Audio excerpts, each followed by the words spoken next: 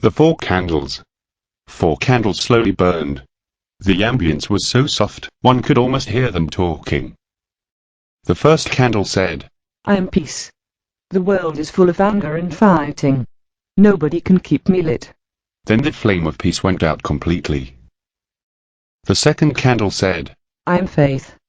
I am no longer indispensable. It doesn't make sense that I stay lit another moment. Just then a breeze softly blew Faith's flame.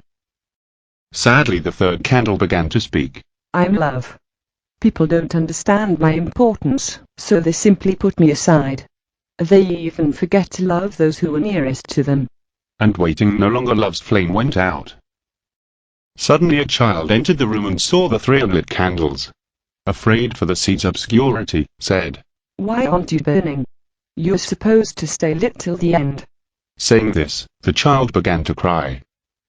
Then the 4th candle answered, Don't be afraid, don't cry. While I am still burning, we can relight the other candles. I am hope. With shining eyes the child took the candle of hope and lit the other candles. That the flame of hope should never go out of our heart. And that each of us can be instrument as the child, able in every moment to relight, with his hope, the faith, the peace, and the love.